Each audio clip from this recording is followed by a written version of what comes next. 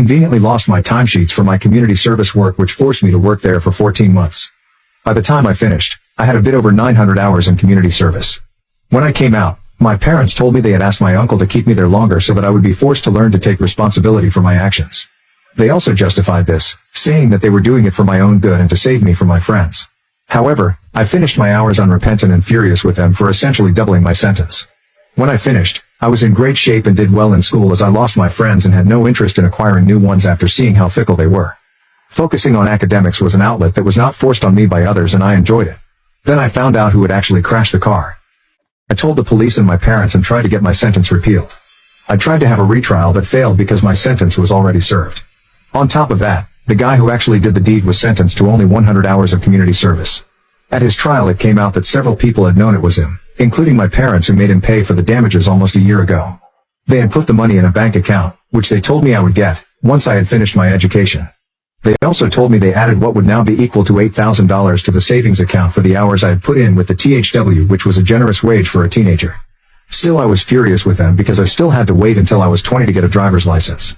If they had told me sooner, I could have gotten the sentence repealed. Also, while they claimed I would get this money in about 5 years, for now they had essentially stolen my savings. They refused to give it back because I was 17 and too immature to make my own choices. After a huge fight, I took my tent and camped out in the woods. I still went to school every day but refused to come back home. After a week, they called the cops on me and they took the tent and forced me to go home. However, once the police left, so did I.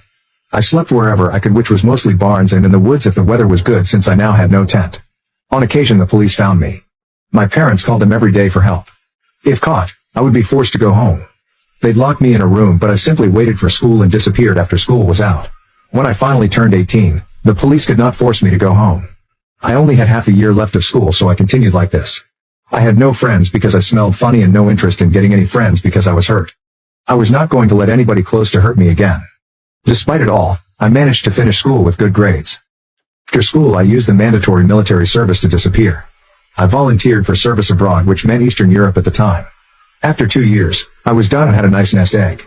I enrolled in a university and studied chemistry. I found 3 good friends and met my first girlfriend, to whom I am now married. Everything went well for a while. Then my life spiraled. I was 29 and working on my doctorate when my parents managed to find me. Occasionally, they convinced the police to look for me as a missing case. The police usually found me and I'd tell them that I was fine but wanted no contact with my parents, and that was it. The police would deliver the message and say that they couldn't tell them where I was and that they should please stop involving the police. Then my parents had a genius idea. They filed paperwork that I had died in an accident in Italy. They were my next of kin, so the police gave them my address. Meanwhile, my bank account was frozen and the university told me that I was no longer allowed to work on my doctorate while being legally dead. Everything in my life stopped working for me. 2 days into this disaster, and my parents are in front of my flat demanding to talk to me, telling me that I forced them to take this step. They forced their way inside my home and told me that they were staying until I was willing to talk to them and mend bridges. I told them if they insisted, they could have the flat. I took my laptop, a few mementos, important documents, and a bag full of clothes. I left the keys and walked out. It took me a few months to convince the bureaucracy that tales of my death were widely exaggerated. My landlord was very understanding and gave me everything that was left in my flat after my parents understood that I would not be coming back. They mostly took the photos I had left in the flat. They left a letter which I burned. I was really pissed because being dead caused so many troubles. I was afraid they would find me again, so I took a job in another city as soon as I finished my doctorate. That was about 15 years ago.